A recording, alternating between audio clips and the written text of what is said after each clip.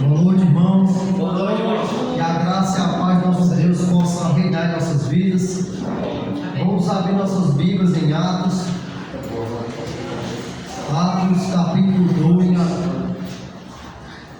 versículo 36. Atos capítulo 2, versículo 36.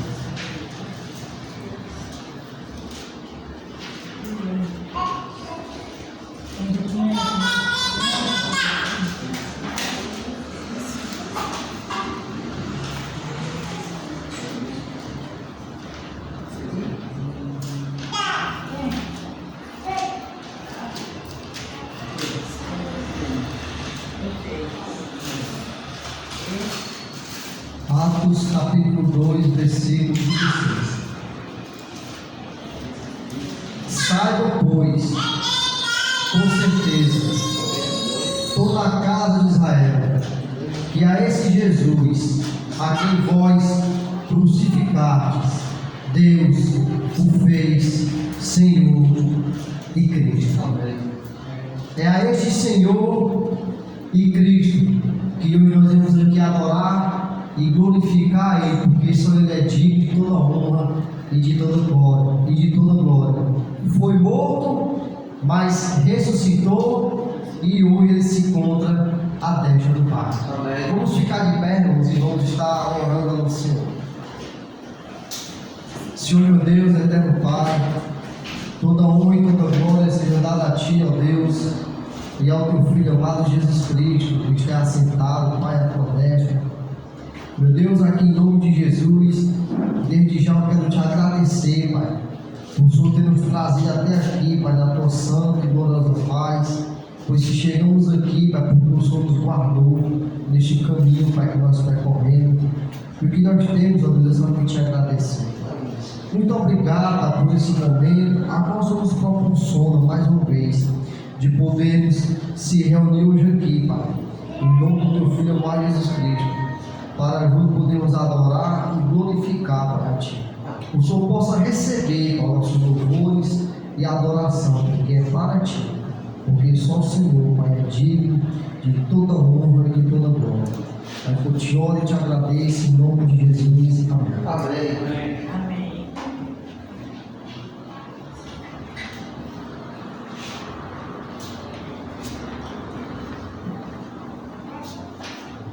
Boa noite, irmão. Boa noite. Vamos louvar para o Senhor, né? Não para nós, vamos louvar para Deus, né? Não há Deus maior, não há Deus melhor, não há Deus tão grande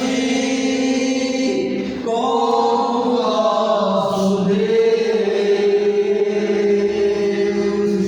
não há Deus maior, não há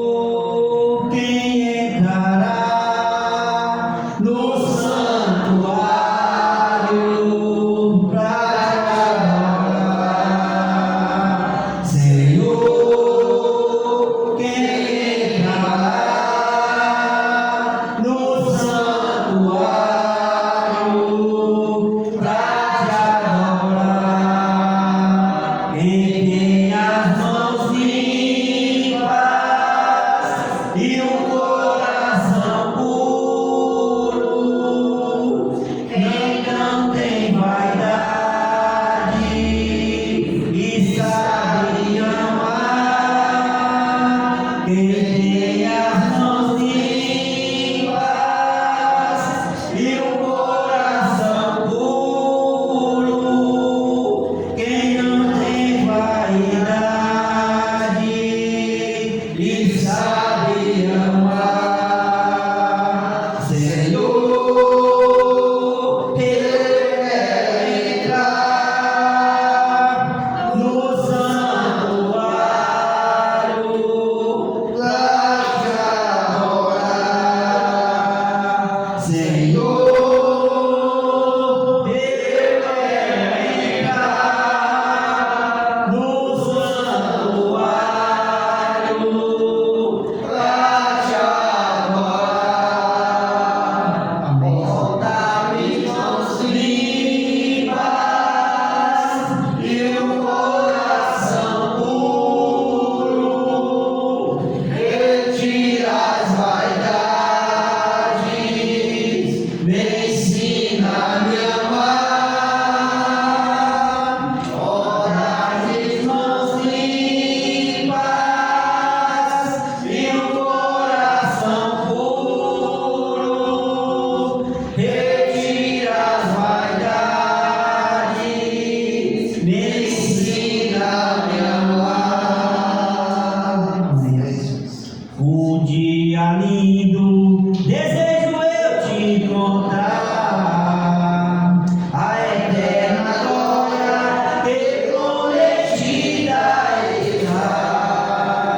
Gozo e alegria posso então sentir, pois Jesus Cristo já está por vir. Jesus virá, outra vez aqui.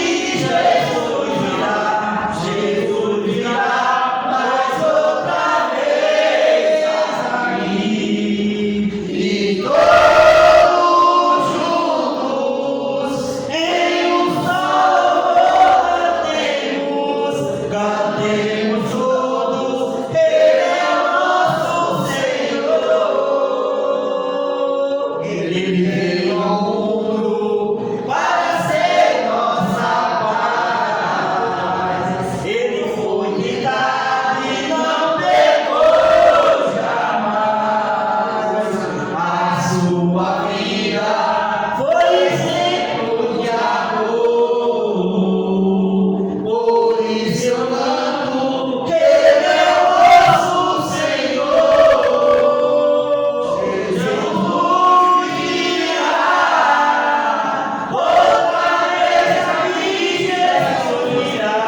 Jesus virá, mas outra vez aqui. E todos juntos em um só cantemos todos, Ele é o nosso Senhor.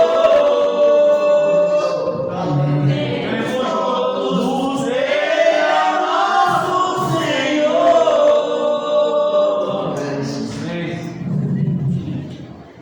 A terra vai um dia contemplar a lei, e um dia virá com autoridade julgará. A terra se ajoelhará. Oh, aleluia, aleluia, aleluia. Voltará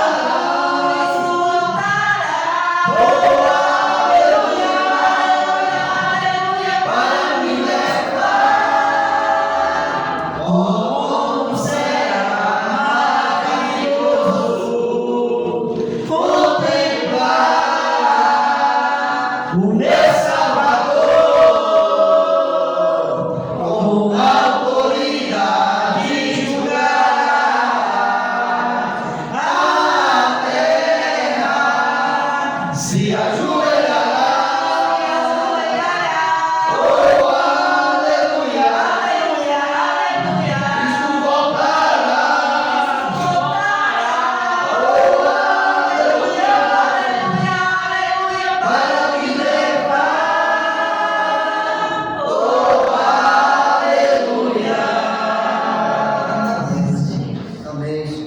Eu quero ser, Senhor amado, como um vaso nas mãos do oleiro. Quero a minha vida e me faça de novo.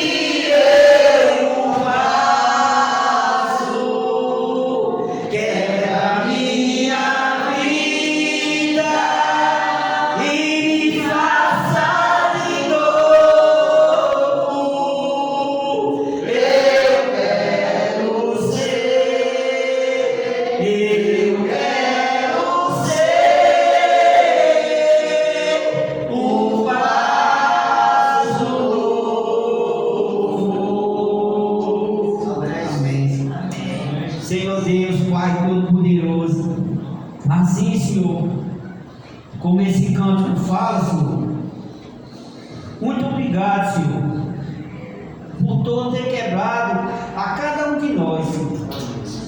Muito obrigado, Senhor, porque Tu ter quebrado, Senhor, esse vaso, Senhor, e nos fizeste de novo, Senhor. Nos ajuda, Senhor Deus, nesse caminho, Senhor, da vida cristã, Senhor, que não é fácil.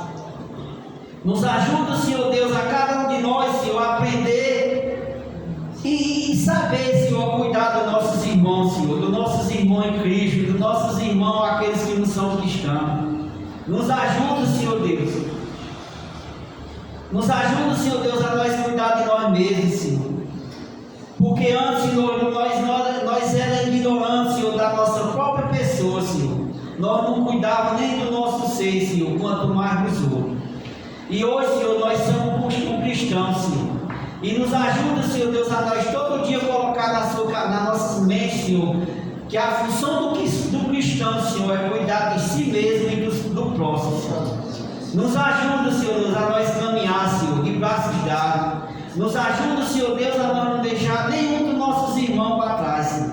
Eu te peço, Senhor, em todas as minhas orações, Senhor, para que aqueles que eu vejo, Senhor, em pé, que ele continue, Senhor, e que nós não abandonemos, Senhor, nenhum, mesmo que ele caia, Senhor, que nós venhamos a levantar, Senhor, com a nossa força, que Tu deste a nós, a cada um de nós, Senhor. Nos ajuda, Senhor Deus, a nós correr sempre, Senhor, atrás da nossa salvação, Senhor.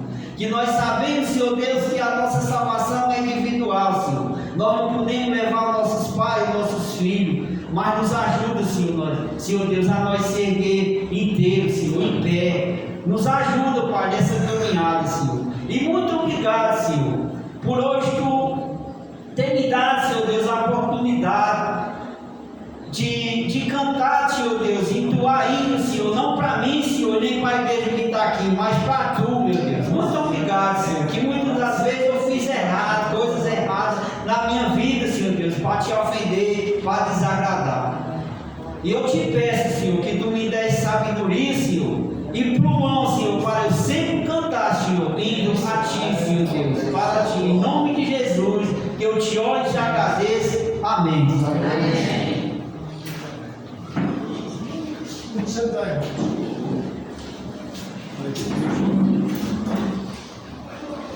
Boa noite, Boa noite.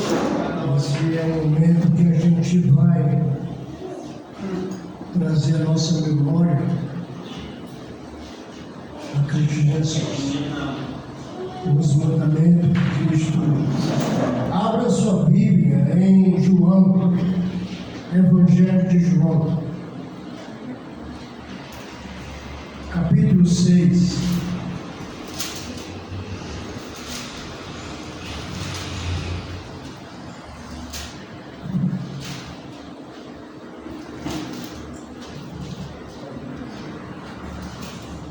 Jesus aqui, ele dá uma palhinha do que realmente ele ia falar ali no lava-pé, no momento da ceia. E aqui Jesus, ele vem dando um mandamento para aquele que é cristão, não deixar de maneira nenhuma, deixar de se alimentar do pão que ele falou que é o corpo dele, e do suco, que era o sangue derramado por cada um de nós. E essa leitura ela vai começar no versículo 50, do capítulo 6. Então, o que eu entendo aqui, que Jesus ele quer para cada um de nós, é que a gente tenha um momento com Ele, através desses dois elementos. E que nós deixando de participar desses dois elementos, nós estamos perdendo, assim, a comunhão com Ele. Nunca podemos chegar na presença de Deus totalmente, sabe, santificados. Nós precisamos estar sempre buscando a santificação da pessoa de Cristo Jesus. Então esse é o nosso trabalho aqui nessa terra, mortificar os desejos da carne e assim fugir do pecado e correr para Deus. É isso que ele diz assim. E nesse versículo 50 ele vai nos mostrar que ele é o verdadeiro pão. 50 diz assim: este é o pão que desce do céu, para que todo que nele comer não pereça. Eu sou o pão vivo que desceu do céu. Se alguém dele comer, viverá eternamente. E o pão que eu darei pela vida do mundo é minha carne. Versículo 53. Respondeu Jesus: em verdade te digo, se não comerdes a carne do Filho do Homem e não beberdes o seu sangue, não tem vida em vós. Quem come a minha carne e bebe o meu sangue tem vida eterna, e eu ressuscitarei no último dia. Pois a minha carne é a verdadeira comida, e meu sangue a verdadeira bebida. Quem come a minha carne e bebe o meu sangue permanece em mim, e eu nele. Assim como o Pai que vive me enviou, igualmente eu vivo pelo Pai. Também quem de mim se alimenta, por mim vive. Este é o pão que desceu do céu, em nada semelhante àqueles que os vossos pais comeram, contudo morreram. Quem come este pão viverá eternamente. Essas são as palavras de Jesus. Então, no momento que eu coloco na minha mente o desejo de não participar da ceia, eu estou colocando também, eu estou dizendo que eu não quero ter comunhão nem com o Pai, e nem com fome. Podemos comer o pão, beber o suco, ou ter cometido o pecado? Sim. Você não pode permanecer na prática do pecado. Você não pode mais permanecer. Porque o que é gerado em você é a divina semente de Deus.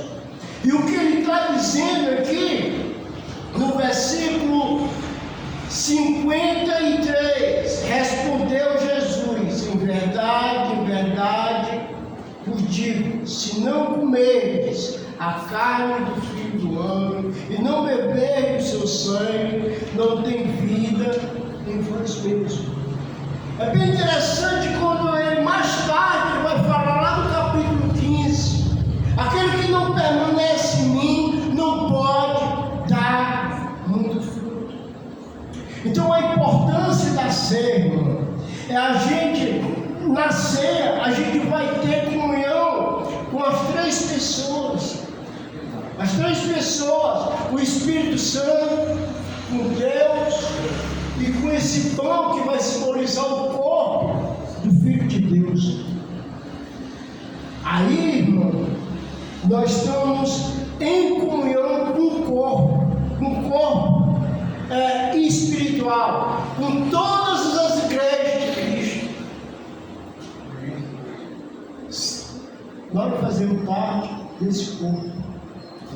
Então, nesse momento, irmão, se lembre que você foi comprado por alto preço. Quando você estiver comendo esse pão, se lembre que um ser humano sem pecado, ele morreu no seu lugar para dar vida. E essa vida, ele diz, está no meu. Esta vida está no meu sangue. Mas não coma se for realmente para não permanecer no corpo. Coma para permanecer no corpo. Essa é a comunhão. Então podemos estar junto do corpo, mas esse momento é o momento que o corpo ele se une no só espírito. Vamos orar pelo pão. Queria convidar o irmão.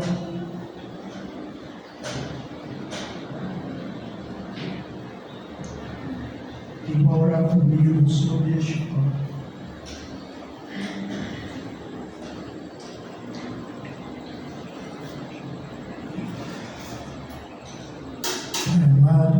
Pai maravilhoso, te agradecemos, Deus, por esse teu sacrifício que tu fez por cada um de nós. Nos lavar, Deus, e nos purificar através do corpo do teu Filho Jesus. Que esse te peço que o Senhor possa estar abençoando este pão, Deus, que é o corpo do teu Filho. Que abre o olho dele para cada um de nós. Amém e amém.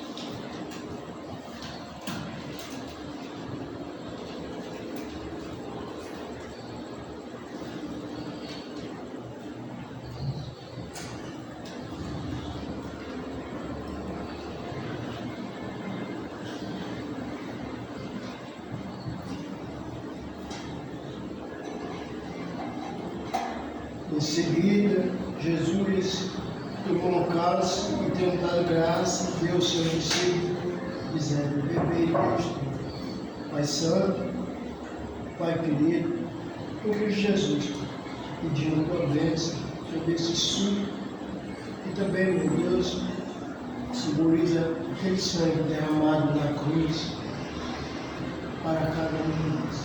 Em nome de Jesus. Amém.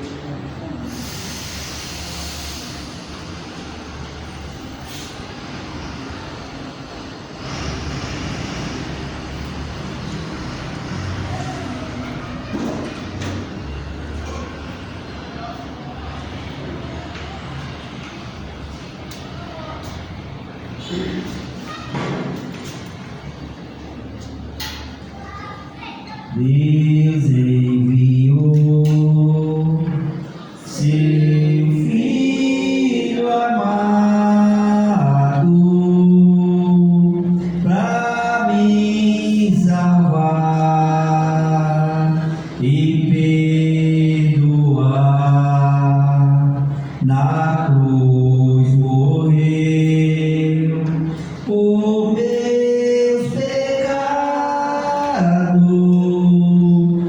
mas ressurgiu e vivo com o Pai está, porque Ele vive. Posso crer no amanhã, porque Ele vive. Temor não há, mas eu bem sei que a minha vida está nas mãos do meu Jesus, que vive está. E quando enfim chegar a hora em que a morte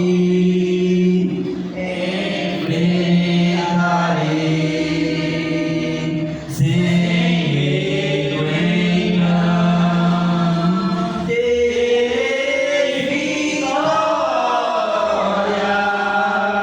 Verei a glória do meu Jesus, que vive está, porque Ele vive. Posso crer no amanhã, porque Ele vive. Temor não há,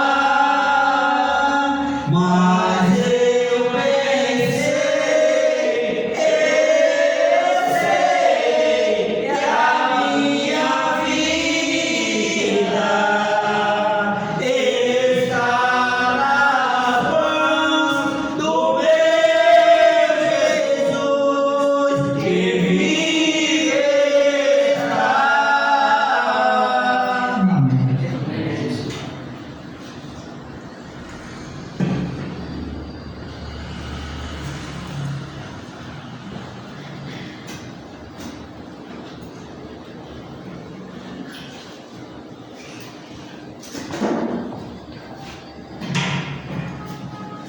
Boa noite.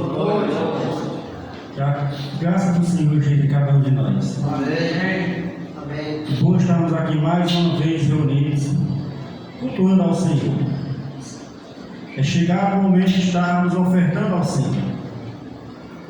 Este é o momento no qual nós vamos estar trazendo ao Senhor um pouco diante de tudo aquilo que o Senhor tem nos dado. Porque se a gente for analisar tudo aquilo que o Senhor tem nos concedido, o que depositamos é tão pouco e talvez nem merecemos tanta graça. Mas nós temos um Deus grandioso, um Deus fiel, que está por cada um de nós, que tem zelado pelas nossas vidas, pelos nossos trabalhos, pelos nossos lares e pelo que temos aqui administrado, porque nada é nosso. Somos administradores daquilo que não nos pertence. E o Senhor nos confiado. Vamos estar nas nossas Bíblias em Mateus 6. Um texto já bem conhecido entre nós, mas sempre é bom estarmos nos atentando e nos alertando. Mateus 6, a partir do verso 31.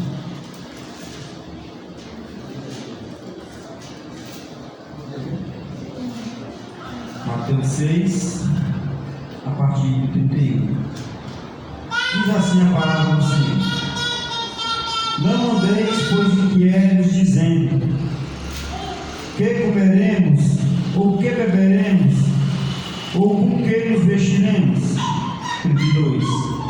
Porque todas estas coisas os gentios procuram. De certo, vosso Pai Celestial bem sabe que necessitais de todas estas coisas, mas buscai primeiro o reino de Deus e a sua justiça, e todas essas coisas vos serão acrescentadas. Aqui nos atenta o quantas vezes nós já nos preocupamos.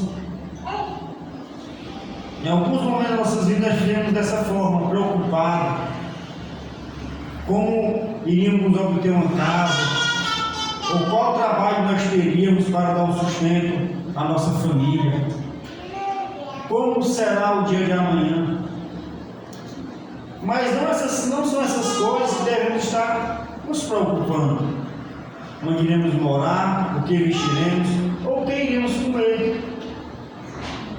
Mas o Senhor sabe que isso é algo necessário para cada um de nós. E esse Senhor, Ele é capaz de suprir toda essa nossa necessidade básica, que é o comer, o vestir. O Senhor, Ele pode nos suprir tais coisas. Mas aqui, o texto nos alerta: mas buscai primeiro o reino de Deus, a sua justiça, e todas as coisas serão acrescentadas. Então, se estamos no Senhor verdadeiramente, temos que primeiro buscar a sua justiça, temos que buscar fazer o trabalho do seu reino, não esse trabalho secular, qual muitas vezes é depositando toda a nossa confiança com o nosso trabalho, com o nosso dinheiro, com o nosso esforço, para talvez mantermos uma vida razoavelmente boa aos nossos olhos. Não são essas as nossas necessidades principais. Não são aí que devemos colocar os nossos valores. Pois se estivermos fazendo assim, não estamos mais confiando no Senhor. Mas se realmente confiarmos no Senhor, estaremos fazendo a sua justiça e buscando fazer a sua vontade, pois o resto será acrescentado. Vamos estar de pé neste momento, vamos estar orando ao Senhor. Logo após a oração, podemos estar trazendo as nossas ofertas. Senhor Deus, foi maravilhoso. É com grande amor e alegria, Senhor, que agradecemos a Ti por mais essa semana que se inicia, e por mais uma semana que o Senhor nos concede a graça de estarmos aqui reunidos como igreja estabelecida neste local, neste bairro, Senhor.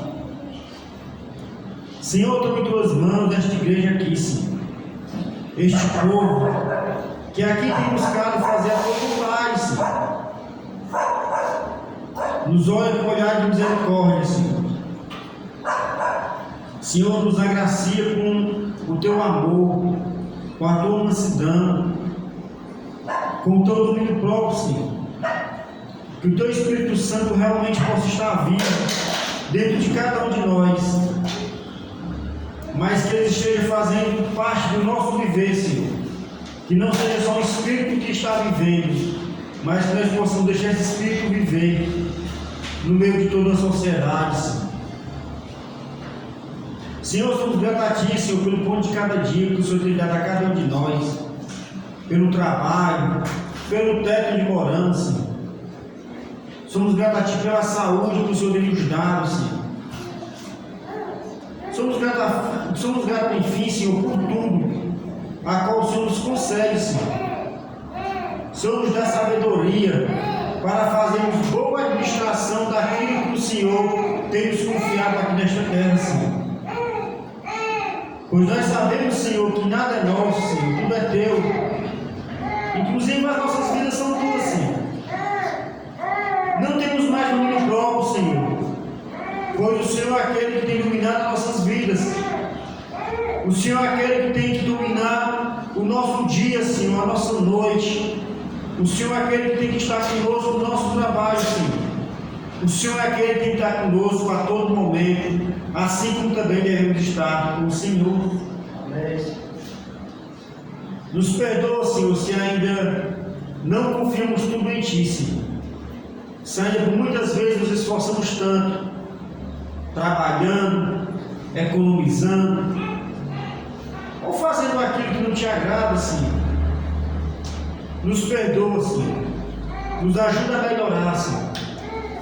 Nos ajuda verdadeiramente a estar confiando em Ti, assim como a Tua palavra nos adverte. Este momento, Senhor, vamos estar aqui trazendo nossas ofertas a Ti. Reconhecendo, Senhor, que por melhor que queremos dar aqui, Senhor, por melhor que queremos depositar aqui, Senhor, por maior que seja a quantia depositada, Senhor, nada, Senhor, se compara àquilo que o Senhor tem dado a cada um de nós. E nada se compara, Senhor, a um local tão maravilhoso que o Senhor já tem preparado para cada um de nós. Lugar este, Senhor, onde não vai haver dor. Lugar este, Senhor, onde não vai haver insegurança. Não vai haver, Senhor, a desconfiança, Senhor. Não haverá o temor, Senhor. Lugar este, Senhor, que terá paz. Lugar este, Senhor, que realmente poderemos contemplar a Tua presença em nossas vidas, Senhor. Lugar este que alcançaremos Te ver face a face, Senhor. Ó, Senhor, recebe toda oferta que aqui for depositada, Senhor. Continua, Senhor, dando saúde àqueles que têm trabalhado, àqueles que têm levantado todo dia cedo, Senhor, para trazer o sustento para o seu lar, Senhor, para a sua família, e para poder contribuir com o Evangelho do Senhor. Olha para aqueles que ainda não estão podendo contribuir, Senhor, ou que talvez não tenham contribuído. Se for desemprego, Senhor, abre as portas. Se ainda for medo, Senhor, do que há de faltar, que este venha confiar em Ti, Senhor, e acreditar que o necessário não há de faltar. E que assim seja, hoje e sempre. Amém. Amém.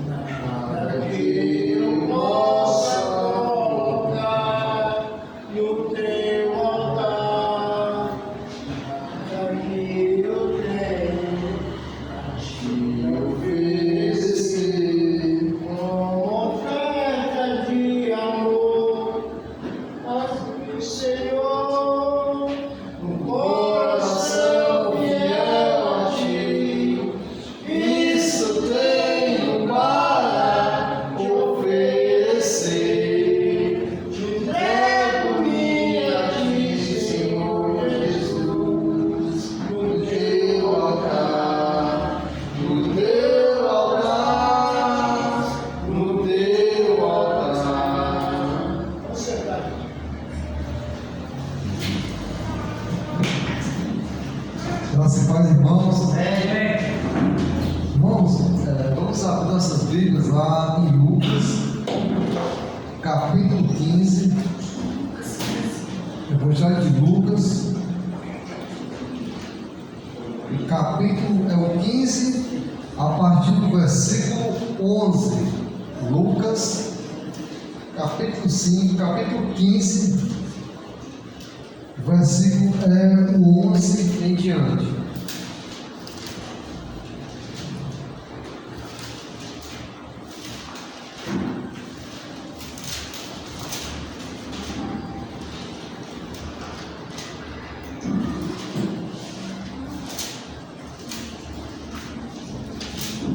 Lucas, capítulo 15, versículo 11 em diante. Diz assim a palavra de Deus, versículo 11. E disse: um certo homem tinha 2 filhos, e o mais moço deles disse ao pai: Pai, dá-me a minha parte da fazenda que me pertence. E ele repartiu por eles a fazenda. Versículo 13. E poucos dias depois, o filho mais novo, ajuntando tudo, partiu para uma terra longínqua e ali desperdiçou a sua fazenda, vivendo dissolutamente. E havendo ele gastado tudo, houve naquela terra uma grande fome, e começou a padecer necessidades. E foi chegando-se um dos cidadãos daquela cidade, o qual mandou para os seus campos apacentar os povos. Versículo 16. E desejava encher o seu estômago com as bolotas que os povos comiam, e ninguém lhe dava nada. E caindo em si, disse: quantos trabalhadores de meu pai têm abundância de pão, e eu aqui pereço de fome. Levantar-me-ei e irei ter com meu pai, e dir-lhe-ei: Pai, pequei contra o céu e perante a ti. Já não sou digno de ser chamado teu filho, faz-me como um dos teus trabalhadores. E levantando-se foi para seu pai, e ainda estava longe, viu seu pai e moveu de íntima compaixão e correu, lançando-lhe o pescoço e o beijou. E o filho lhe disse: Pai, pequei contra o céu perante ti, e já não sou digno de ser chamado teu filho. Mas o pai disse aos seus servos: trazei depressa a melhor roupa e vestido, e põe um anel na mão e sandálias nos pés, e trazei o bezerro cevado, e matai-o, e comemos e alegramos, porque este meu filho estava morto e reviveu, tinha-se perdido e foi achado, e começaram a alegrar-se. O tema da nossa mensagem hoje é o filho na casa do pai. Hoje o mundo comemora uma data comemorativa chamada Dia dos Pais. Sabemos que uma boa parte de tudo isso, infelizmente, é pelo comércio aquecido, essas coisas todas. Mas, por outro lado, acaba colaborando com alguma coisa para que essa imagem paterna da humanidade não venha ficar extinta ou dissipada. Porque a imagem paterna é algo necessário para a humanidade. Deus, ele se coloca como pai, e Deus é o pai. A humanidade, ela precisa de um pai, a humanidade precisa do pai. E hoje eu queria explorar com os irmãos essa passagem desse homem que tinha 2 filhos. Isso foi uma parábola que Jesus contou para os judeus. Essa passagem, muitas pessoas enfatizam muito sobre o filho pródigo, mas essa mensagem que Jesus dá, ela é direta para o próprio judeu, porque Jesus estava confrontando o judeu, o filho mais velho, sendo aquele que estava na casa do pai e estava desapercebido de qual era o amor do pai, daquilo que realmente, qual era o tesouro do pai. e o povo judeu estava com um filho mais velho. Então Jesus, quando fala essa parábola, ele direciona para o povo judeu, mostrando a situação que o povo judeu estava, no comportamento do filho mais velho, e mostrando que os gentios, agora como os filhos pródigos, eram aqueles que tinham saído, tinham gastado tudo, mas de alguma forma um dia voltariam para a casa do Pai. Mas o que nós vamos explorar hoje é a imagem do Pai. Como eu já disse, essa mensagem ela é direta para o judeu, mas nós podemos sim capturar dessa parábola a imagem do Pai, a imagem desse Pai. Porque Jesus, em suas parábolas, ele demonstrava coisas simbólicas, histórias, não histórias totalmente fictícias, histórias que não tinham nada a ver apenas para demonstrar alguma coisa. Eram histórias que tinham sim um pano de fundo verdadeiro e um conjunto completo e perfeito. Então aqui nós temos o Pai e temos dois filhos. Então, trazendo a imagem desse Pai, nós podemos tirar algumas características desse Pai. Esse Pai desses dois filhos. Então vamos começar aqui pela primeira característica desse Pai. Esse Pai era um Pai justo. Por quê? Porque quem foi que pediu a herança? Quem foi que afrontou? Quem foi que disse: Pai, dá minha parte? Foi um filho. Qual foi o filho? O mais novo. Mas o Pai, sendo justo, o que foi que o Pai fez? O Pai repartiu para os dois. Não é assim que a Bíblia diz? E ele repartiu por eles a fazenda. Então, talvez o filho mais moço, vendo a justiça do pai e vendo a possibilidade do pai ceder a parte que ele tinha direito, mas aquela parte só era de direito completo quando aquele pai morresse, mas o filho mais novo afrontou e talvez ali ele desonrou o pai. Quando ele pede a herança antecipada, ele estava matando seu próprio pai.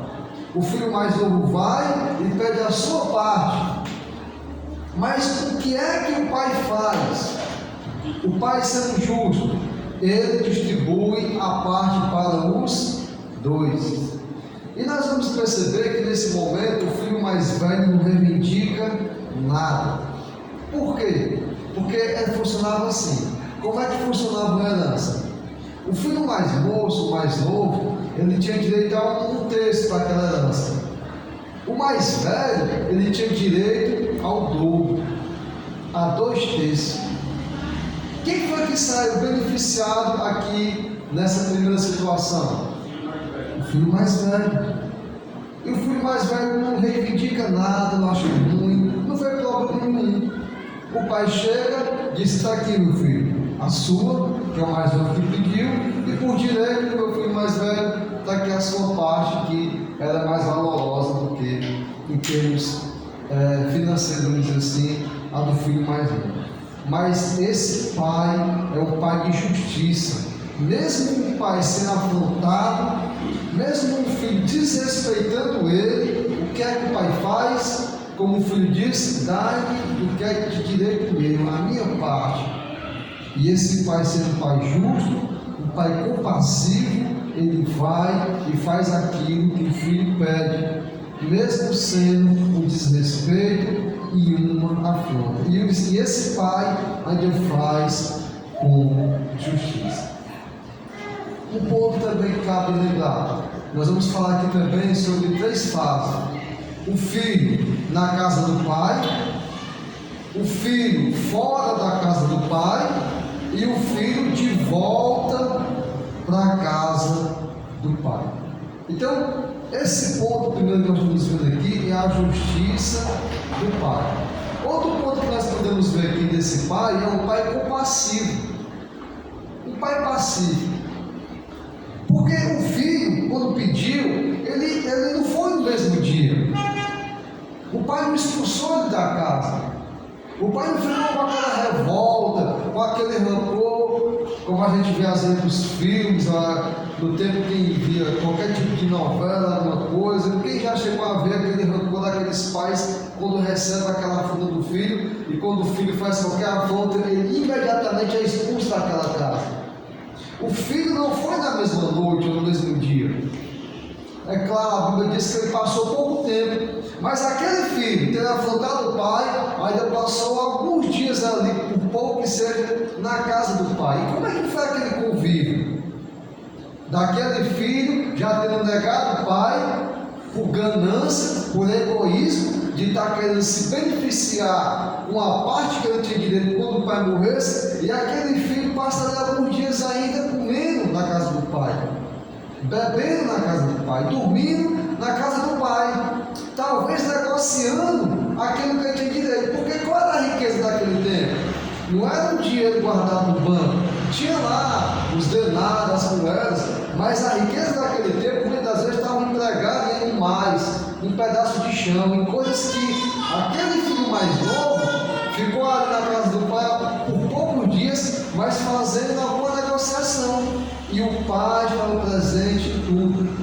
E qual foi o tratamento desse pai com o filho? Nós podemos dizer que foi de compassivo.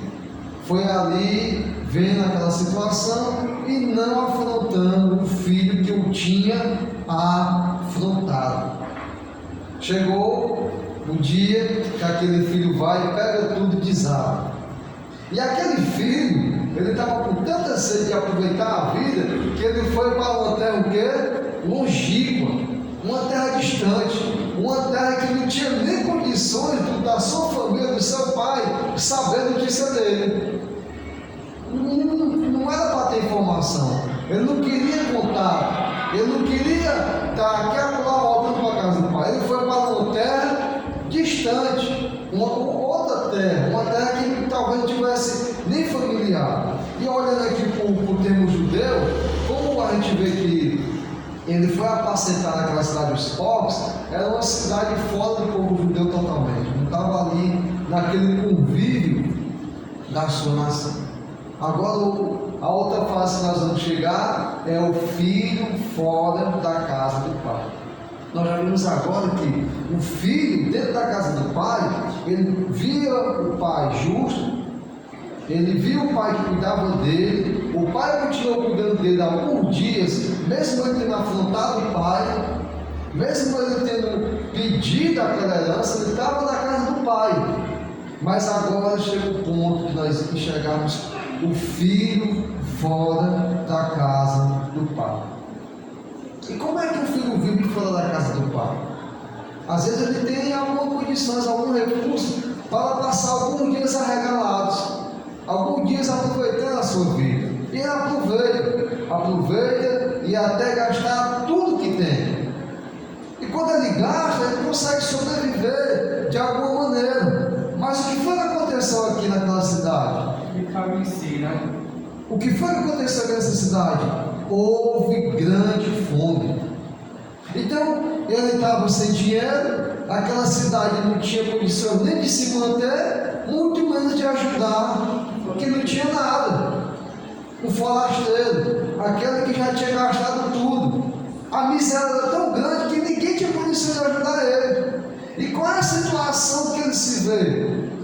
Ele pega ali um homem que cuidava de porcos, e qual é o ponto aqui? Dos porcos sempre vai aqueles restos de comida, comidas estragadas, e comidas até que às vezes acabam sobrando na mesa das pessoas que se alimentam.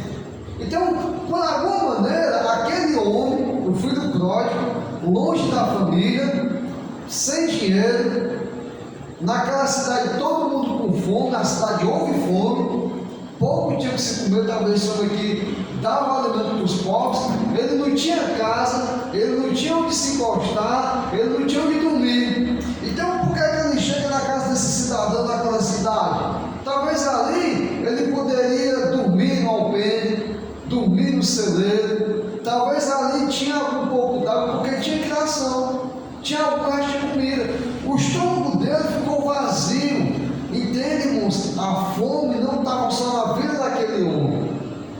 A fome estava ali em toda aquela terra. Se aquela terra, os que tinham alguma coisa estavam passando fome, quanto mais aquele forasteiro que já tinha gastado tudo.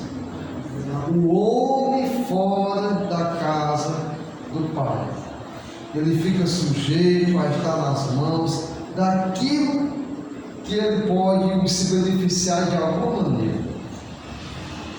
Ele gosta daqueles porcos, ele tinha algum benefício, e por pouco que fosse, quando ele via aqueles porcos se alimentando com aquele prazer, com tudo que ele se comia de tudo, qual foi o desejo daquele homem por causa da fome?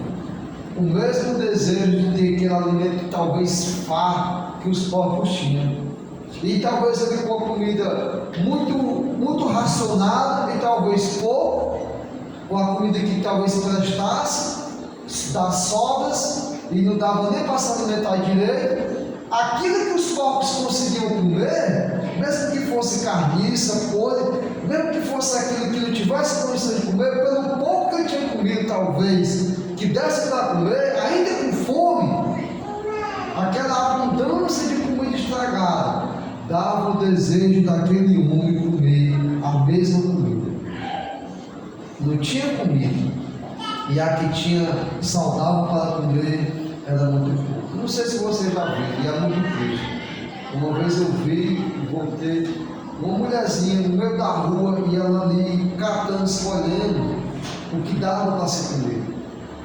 E eu vi a ela pegando um pano, e ela balançando um pano com algumas, muitas sujeiras.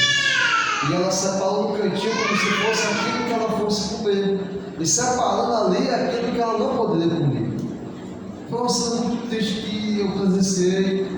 E graças a Deus eu voltei e consegui de alguma forma ajudar aquela mulher. Então a necessidade é essa. Talvez ele comia muito pouco do que esse homem pode comer, e na falta ele vê aquela comida estragada que os porcos comiam, as bolotas, ou tudo aquilo que os porcos comiam, e ele ainda com o estômago não cheio para saciar a fome do homem, ele tinha o desejo de comer aquela comida que os porcos tinham condição de comer. É assim a situação do filho fora da casa do pai. Não tem controle daquilo que tem, gasta tudo. E quando passa necessidade dessa, no ambiente que ele vive, ele se sujeita a participar de qualquer imundícia. Para aquele homem, ele só chegar próximo dos porcos, para ele era uma imundícia, literalmente. Quanto mais apacentar os porcos, e quanto mais se alimentar, ou procurar se alimentar da mesma comida dos porcos. E onde estava o pai? O pai estava na casa dele próprio, do pai. Mas o filho teve o desejo de ir para uma terra longínqua, uma terra em que ele poderia fazer o que ele mais gostasse.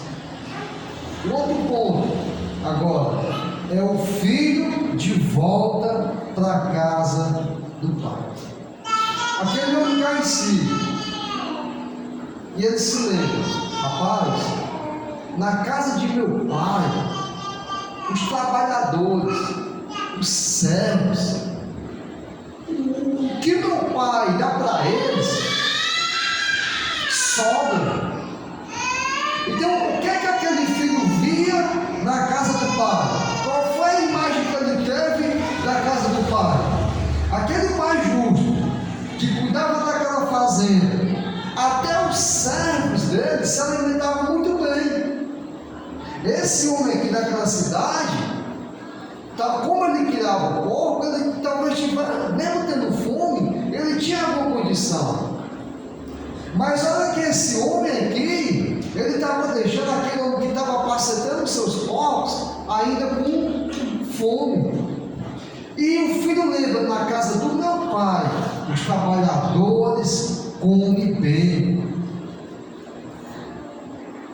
O pai daquele homem, ele cuidava bem da fazenda, ele cuidava bem da família, ele cuidava bem até dos servos que tinham alimento em abundância. E aquele filho se lembra: no meu pai, eu como servo, ainda serei bem tratado. Nada vai me faltar. Lá na casa do meu pai, eu não sou mais digno de ser filho dele, mas se eu estiver na casa de meu pai, como servo, eu vou ter do bom e do melhor.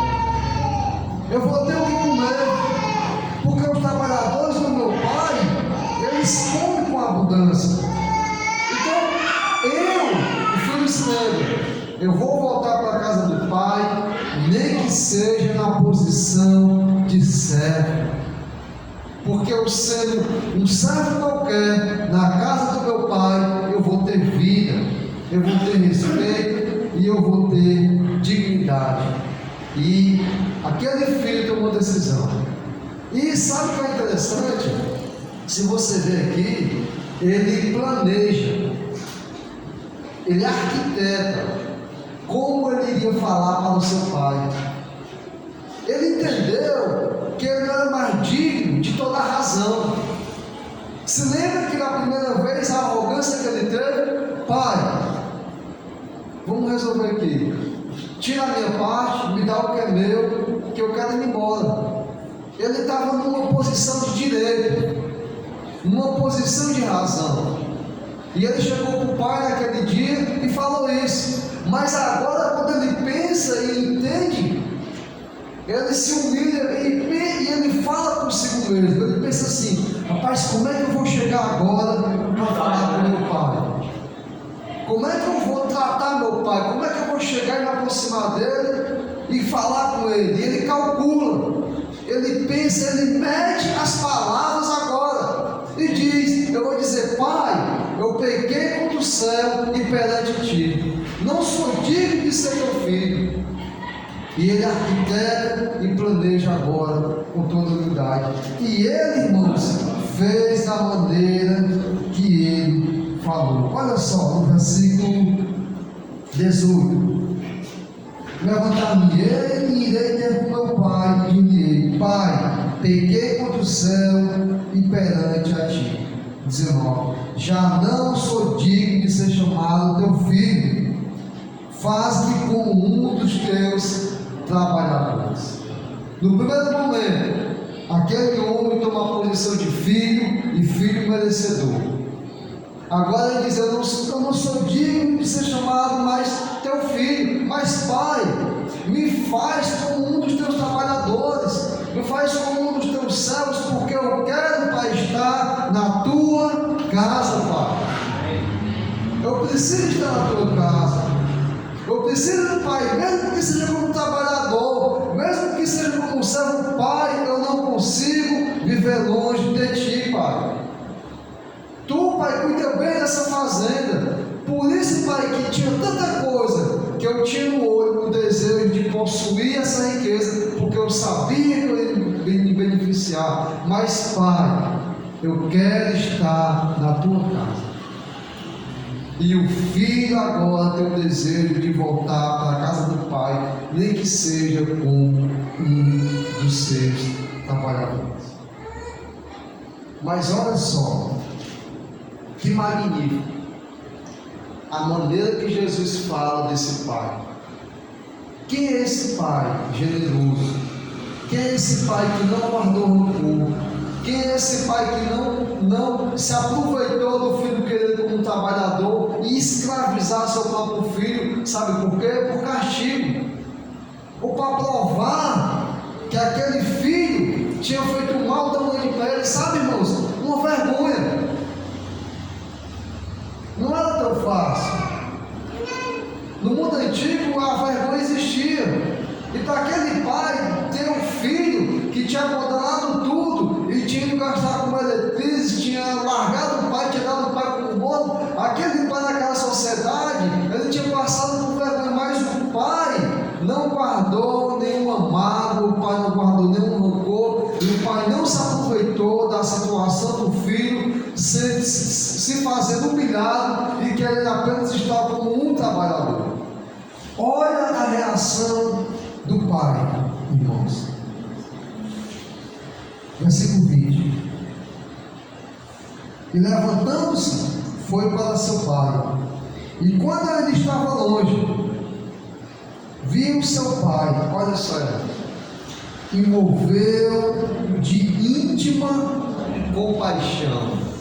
Que pai benigno! E correndo, lançou-se ao pescoço e o beijou. Que imagem linda do pai que Jesus expressa para aquele povo. Ali Jesus está dizendo para o povo judeu e para o gentil quem é e qual é a natureza desse pai. Um pai benigno, um pai longânimo, que o tempo que o filho passou fora não deu nenhum motivo para aquele pai se encher de rancor e de revolta contra o filho.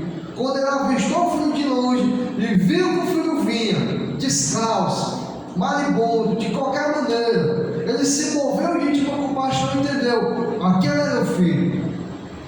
E aquele pai, na sua posição, ele correu. O pai que correu, porque viu o filho vindo ao seu encontro, voou no pescoço do filho e beijou o seu filho. Jesus mostra essa imagem do pai. E Jesus disse para aquele povo: esse é o pai que vocês têm. E ele continua. E o filho, como tinha calculado, mesmo o filho vendo o pai abraçando, beijando, o filho não também tomou agora de malícia e se aproveitar e dizer: não, dá para mais uma vez aqui eu conseguir alguma coisa com o meu pai, então eu vou agir normal, já que ele está me querendo, já que é eu que sou valioso, eu vou me aproveitar aqui, vou deixar que ele me mime, que ele faça o que quiser comigo, porque eu tenho direito, eu sou filho ainda, eu gastei tudo, mas eu sou sangue, e mesmo que ele quiser me fazer de trabalhador, eu continuo sendo filho. Não! Filho, da maneira que ele tinha calculado, mesmo vendo o pai se desmanchando em amor, em compaixão, privilegiando o filho continua com o mesmo pensamento, porque o filho sabia o que estava fazendo. Versículo 21.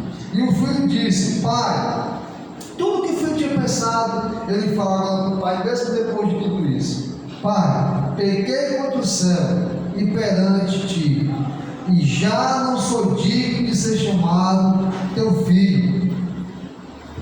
O filho continuou com a mesma posição. Mas olha, pai. Mas o pai disse aos seus servos: trazei depressa a melhor roupa e vestido.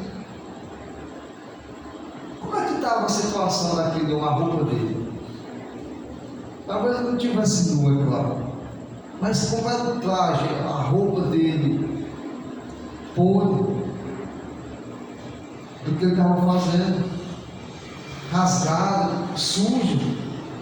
Como é que estava a roupa daquele jovem? Qual foi a preocupação do pai?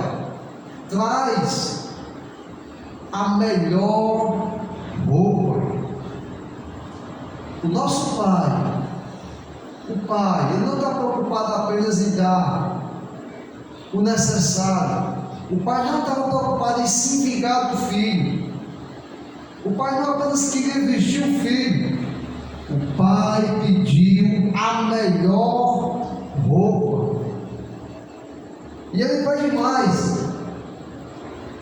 E vestindo-lhe, pôs-lhe um anel na mão. O pai demonstra que aquele filho tem honra. O anel tem um significado muito grande. Pessoas nobres que usavam anel. Você vê que até hoje, na formatura, talvez a gente nem vê mais hoje devido às coisas do mundo, mas eu me lembro, um tempo atrás, eles se formavam no ABC, tinha preocupação do anel, do doutorado, essas coisas. Então, existe uma importância por detrás disso. O pai não era vingativo, o pai não quis se vingar do filho. O pai não estava preocupado com o que o filho tinha gastado da sua fazenda. O pai queria dar honra ao filho. O pai não só apenas O pai queria vestir o filho com a melhor roupa e o pai queria dar honra ao filho colocando um anel.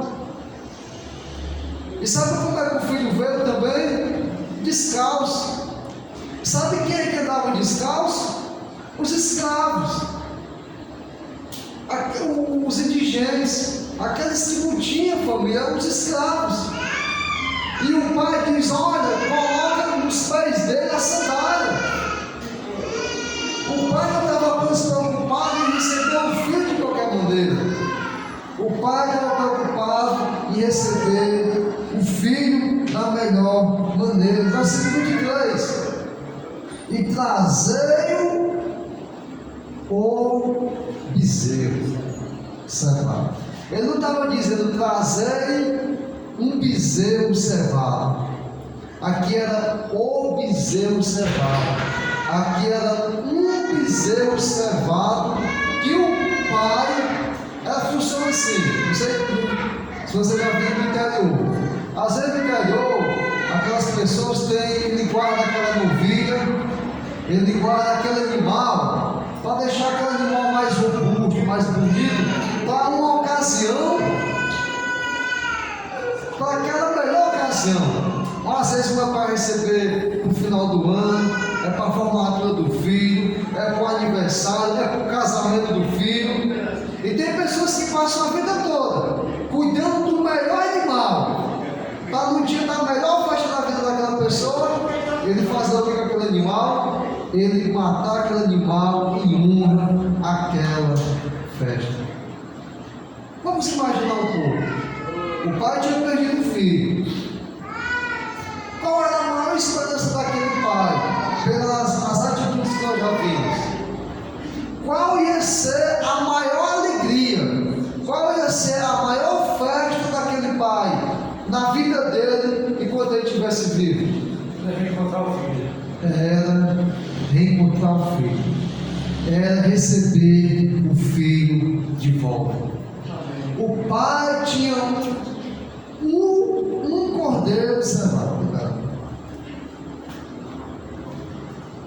O pai tinha um cordeiro cevado preparado para a maior festa da vida dele. Ele só traga o bezerro cevado. Naquela fazenda, todo mundo sabia que existia ali um animal bem cuidado e bem zelado. Existia ali um animal esperando uma festa grande, para um grande festejo. E ele só traga o bezerro cevado. Toda aquela fazenda sabia que um dia ali ia ter uma grande festa. E o pai estava guardando aquele bezerro cevado para a volta do seu filho. Ele não poupou aquilo que ele estava fazendo. E o pai diz: e matai, e comemos e alegramos. Por que o pai estava tão alegre fazendo esse grande festejo? Ele dá a resposta. 24. Porque este meu filho estava morto e reviveu. Tinha se perdido e foi achado. Esse era o motivo da alegria e da festa daquele pai. O filho que disse: pai, eu não sou digno de ser mais teu filho. Pai, eu pequei, me recebe como apenas um trabalhador. E o pai diz o quê? Este meu filho estava morto e reviveu. Tinha se perdido e foi achado. Que motivo maior eu teria para uma festa dessa, se não fosse a volta de meu filho? Um pai que nunca esquece do filho. Um pai que nunca deixa de ser pai. Deus, irmãos, é nosso pai. Ele nunca deixará de ser nosso pai. Existe até uma briga teológica aí dos calvinistas, que ele diz: uma vez pai, não vai deixar de ser pai. Verdade, isso é verdade, mas não na questão de que o filho vai estar na terra longínqua e aquele pai vai continuar sendo pai, porque aquele filho abandonou a paternidade. Mas quando o filho decide estar na casa do pai, voltar para a casa do pai, aquele pai sempre será pai. Quando o filho decide que aquele homem que é seu pai, ele tem que estar naquela casa, até como servo. Como é que o pai recebe aquele homem? Com seu filho. Porque o pai disse: esse meu filho estava morto e reviveu, estava perdido e foi achado. Olha só, em 2 Coríntios, agora por favor, o segundo dedo, em Lucas, nós vamos voltar, 2 Coríntios, capítulo 6, 2 Coríntios, capítulo 6, versículo, vamos ver o 16. Vamos ver a parte do que o Senhor, como Ele nos recebe como filhos, quando nós fugimos do mal.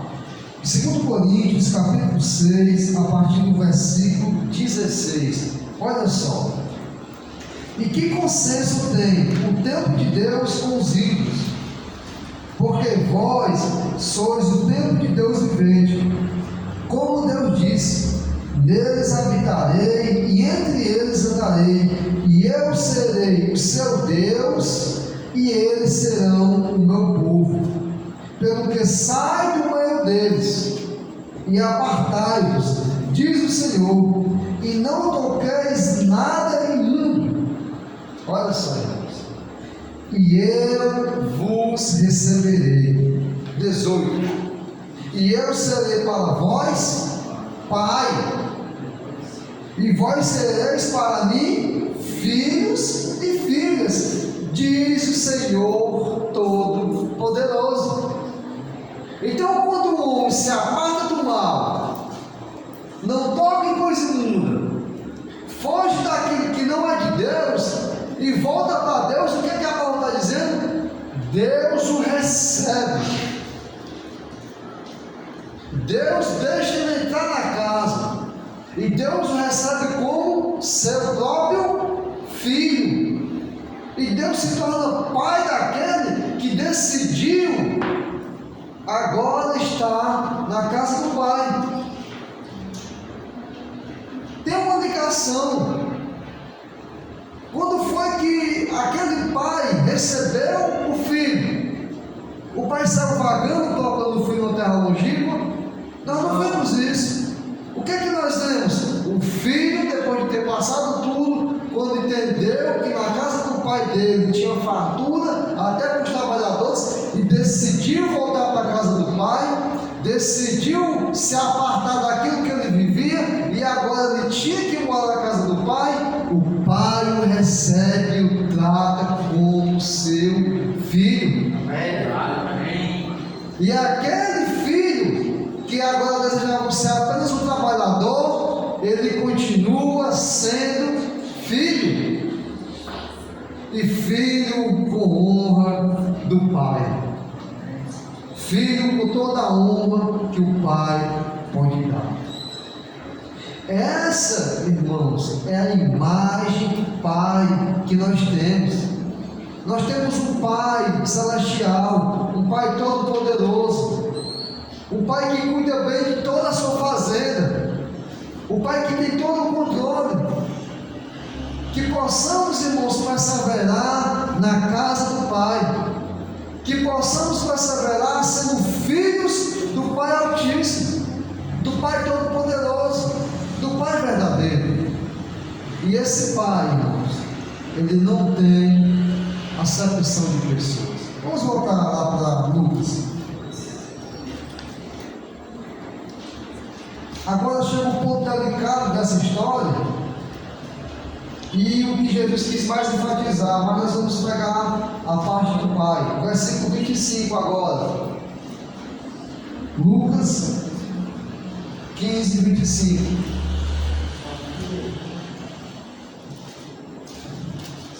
E o seu filho mais velho estava no campo. E quando veio e chegou perto da casa, ouviu a música e as danças. E chamando um dos servos, perguntou-lhe o que era aquilo. E ele disse: veio teu irmão, e teu pai matou o bezerro cevado, porque o recebeu são e salvo. 21. Mas ele se indignou e não queria entrar. E saindo o pai, estava com ele. Então, irmãos, o que é que nós estamos vendo aqui? A preocupação do pai com o outro filho. O filho mais velho chegou, viu a alegria e perguntou: o que é que está acontecendo? E esse filho não quis nem entrar. Mas o pai, preocupado com o outro filho ainda, foi lá ter com ele, foi lá tratar com ele. Mas olha o que é que o filho continua dizendo. 29. Mas respondendo, ele disse ao pai: eis que eu te sirvo há tantos anos, sem nunca transgredir o teu mandamento, e nunca me deste um cabrito para alegrar com meus amigos. Vindo, porém, este teu filho, que desperdiçou a tua fazenda com as meretrizes, mataste o bezerro cevado. E ele lhe disse: filho, tu sempre estás comigo, e todas as minhas coisas são tuas. 32. Mas era justo alegrarmos e regozijarmos, porque este teu irmão estava morto e reviveu, tinha se perdido e foi achado. Esse era o grande problema da situação quando Jesus entregou aquela palavra. Jesus falando com os judeus, ele estava mostrando: ó, vocês estão se comportando como o filho mais velho. Vocês querem a primazia, vocês têm alguns mandamentos, vocês não transgridem a lei porque vocês são beneficiados de muitas coisas. E vocês agora estão dizendo que esse povo não é meu filho. E o que é que ele diz? Ó, pois esse teu irmão, vale a pena atentar essa palavra direta. O que é que o filho mais velho diz? Esse teu filho. E o que é que o pai fala? Esse teu irmão. Irmãos, o pai sempre estará disposto a perdoar, nos receber na casa. Os irmãos, o irmão pode até nem estar tão preocupado com o bem-estar ou com a vida do irmão que voltou. Esse irmão mais velho, ele não estava nem preocupado com o seu irmão. Ele nem estava mais tratando o seu irmão como o seu irmão, porque ele disse: teu filho. E diz: pai, eu sempre cuidei das tuas coisas. E esse não cuidou de nada, desperdiçou as tuas coisas. Então, o filho mais velho entendia que a preocupação do pai, do filho mais velho, era nas coisas materiais.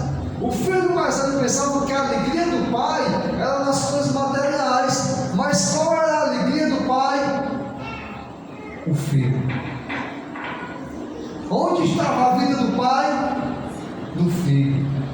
Qual era a preocupação do pai? Do filho. Mas o filho mais velho estava sempre ligando a preocupação do pai naquilo que era a sua própria preocupação.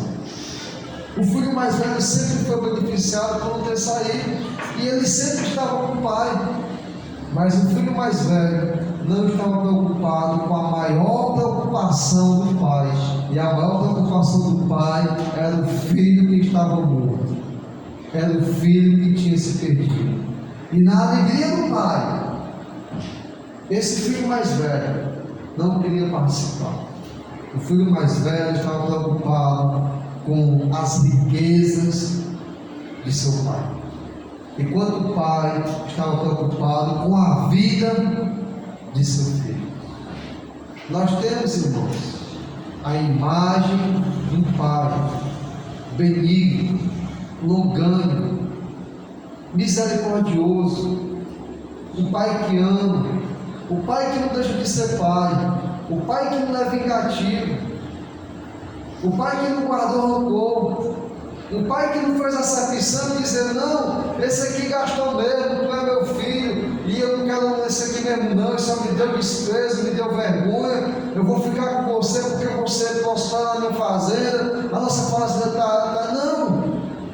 O Pai se preocupa com a vida do filho. E nós, irmãos, temos esse Pai, o Deus Todo-Poderoso, o Deus maravilhoso. E na soma de tudo, irmãos, no fim de tudo, nós vamos ser tratados como filhos. Em Apocalipse, capítulo 21, no finalzinho, Apocalipse, capítulo 21.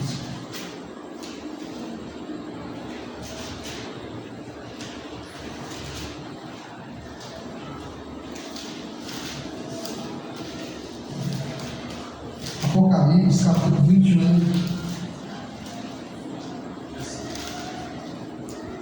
versículo 6 e versículo 7.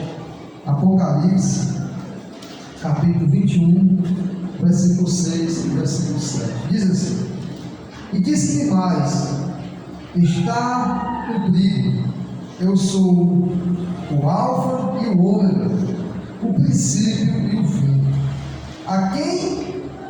A quem quer que tiver sede, de graça lhe darei da fonte da água viva. Quem vencer, herdará todas as coisas, e eu serei seu Deus, e ele será meu filho. O tratamento, irmãos, que o Senhor tem com nós, o tratamento de um pai com o filho, que vai dar a herdade, a herança prometida. Todos os tesouros que o pai tem, ele já não poupou entregando o seu filho Jesus, e nem poupará nos entregando o direito, o privilégio de morar nos lugares celestiais, de estar na sua casa, de sermos recebidos como seu filho, na imagem de seu único filho Jesus Cristo. Uma vez que Jesus é o Filho, e nós aceitando Jesus como Filho de Deus, e entrando nesse plano de Deus, nós somos filhos do Pai Altíssimo. O Pai que ama o Filho, e o Pai que cuida do Filho em tudo que o Filho precisa. Que possamos, irmãos, termos a preocupação de sempre estar na casa do Pai. Que o Senhor seja louvado. Amém? Vamos ficar de pé, vamos orar ao Senhor e agradecer por tudo que Ele faz por nós. Quarta-feira, fui de doutrina, 7h30 da noite, estamos aqui. E sábado, evangelismo. Para o bom e glória do Senhor. Vamos orar ao nosso Pai. Santo Deus, amado Pai, Deus poderoso, Deus maravilhoso, que privilégio, Senhor Deus, nós temos de Te chamar de Pai, de sermos considerados Teus filhos, Senhor Deus, através de Teu Filho, o único Jesus Cristo. Nós agora, Senhor Deus, que somos reconciliados através da morte de Teu Filho Jesus na cruz, somos Teus filhos, Senhor Deus, não por mérito, não porque somos bons, Senhor Deus, mas é pela Tua graça, pelo Teu amor e pelas Tuas misericórdias. Que nunca venhamos esquecer, Senhor Deus, que nós temos a Ti como Pai, que nós temos a Tua casa, que nós temos os Teus lugares, Senhor Deus, e que sempre iremos ser Teus filhos, Senhor Deus, uma vez que nos apartamos do mal, que fugimos, Senhor Deus, desse mundo corrupto, que aceitamos, Senhor Deus, estar na Tua presença para todo sempre, Senhor Deus. Que possamos, Senhor Deus, nos alegrar contigo, Senhor Deus, pois o Senhor se alegra quando estamos na Tua presença, Senhor Deus. Seja conosco, nos ajude, Senhor Deus. É o que nós te pedimos, Pai amado, e te agradecemos em nome de Teu Filho amado, Jesus Cristo. Amém, Senhor.